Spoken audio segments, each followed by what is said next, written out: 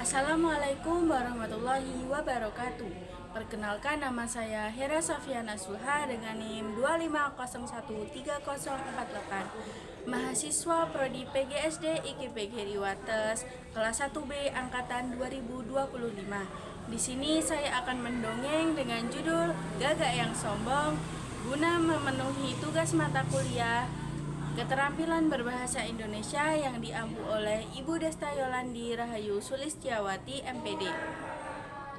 Cerita ini cocok digunakan untuk kelas 3 SD. Selamat menyaksikan. Assalamualaikum warahmatullahi wabarakatuh. Waalaikumsalam warahmatullahi wabarakatuh. Selamat pagi anak-anak. Pagi Bu. Kita sekarang akan mendengarkan cerita tentang gagak yang sombong. Kalian sudah siap? Sudah Bu. Kita mulai ya. Oh, alangkah indahnya pagi yang cerah. Lihatlah matahari di timur sana tampak bersinar ceria. Aneka bunga di taman bermekaran menaburkan wanginya yang semerbak. Kawasan burung berkicau sambil menari-nari di atas dahan-dahan bunga. Mereka mendengarkan puja-puji atas kebesaran Tuhan. Akan tetapi seekor gagak tampak muram.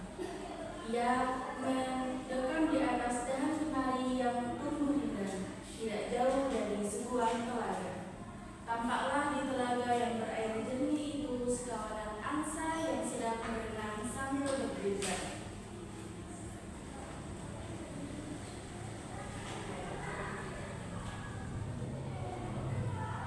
Suara mereka memang tidak begitu merdu, tetapi bulu mereka yang putih bersih tampak memesona. Paruhnya berwarna keemasan, sungguh menakjubkan. Mata angsa-angsa itu seperti mutiara yang berwarna garing biru. Kaki-kaki mereka berwarna abu-abu mirip logam yang disapu suasana. Sungguh mereka ini makhluk yang paling jelita. Demikian pendapat si gagak yang mulia. Ia terus murung dan murung sepanjang hari, dan matanya tidak lepas dari kawanan angsa itu. Aku tidak secantik mereka, bilangnya kemudian. Tanpa disadari, air matanya pun bercucuran. Si gagak mulai menangis. Mengapa aku tidak secantik mereka? Lalu ia terseduh-seduh. Matanya yang buram digenangi air mata itu memandangi bulu-bulunya, lalu kaki-kakinya. Oh, mengapa buluku kita gagak? Kakiku juga dekil, mataku hanya seperti batu kali, tidak bercahaya. Paruhku hanya seperti pisau karatan. Sungguh Tuhan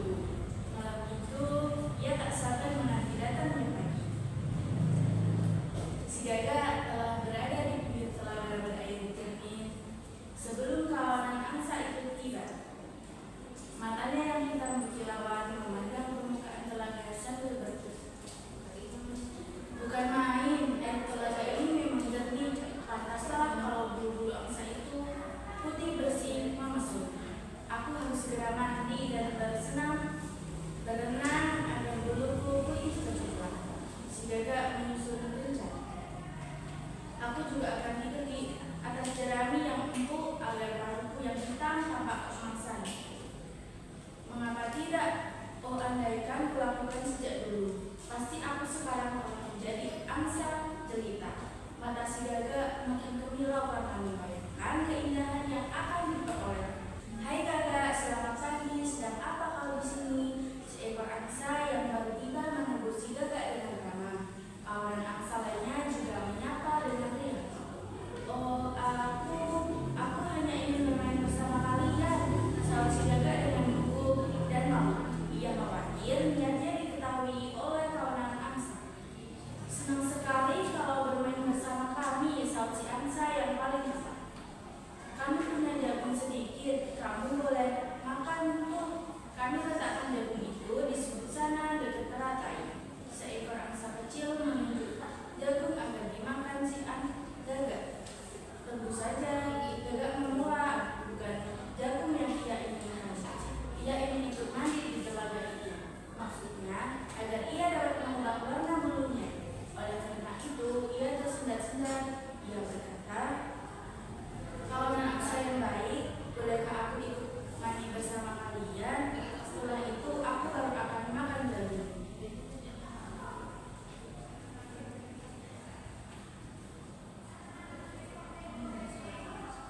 Mandi di telaga bersama kami, si angsa kuat terkejut. Oh, permintaanmu membuat kami terkejut. Mengapa? Si Gaga heran. Telaga ini toh bukan milik kalian. Mengapa aku tidak diperbolehkan ikut mandi? Kawanan angsa saling berpandangan. Kemudian si angsa tua berkata dengan sabar, Gaga yang hitam manis, bukannya kami melarang kamu mandi bersama kami di telaga ini.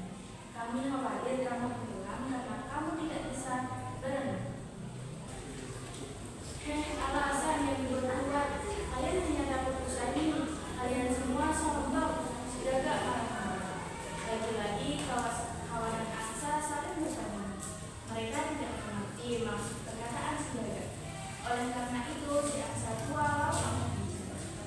Gaga, kami tidak mengerti dengan kalimatmu yang mengatakan kalian hanya takut usaha ini. Apa maksud kalimat itu? Tentu saja si Gaga tidak mau berterus terang. Dengan berani ia kembali menyerah. Sudahlah, jangan banyak bicara. Pokoknya aku mau ikut berenang. Aku akan berenang setiap pagi. Aku juga akan tidur bersama kalian di kasur jerami aku. Baik-baik Gaga, angsa tua bersabar. Kamu boleh berenang bersama kami. Kalau itu yang kamu inginkan. Akan tetapi kalau kamu tenggelam bagaimana? Aduh, kami takut. Angsa yang lain memberikan tanggapan. Mereka bersahut-sahutan. Si angsa kecil memberi saran. Gaga, sebaiknya kamu berlindung bersama kami di atas kasur jerami. Kasur jerami itu tidak mungkin menenggelamkanmu. Hai, aku bukan gagak bodoh. Aku gagak luar biasa. Oleh karena itu aku pandai berenang. Ayo, aku akan segera membuktikannya. Kemudian ia terjun ke telaga. Yuk! Kawanan angsa ternganga melihat bola si Gaga dari lubuk lembah.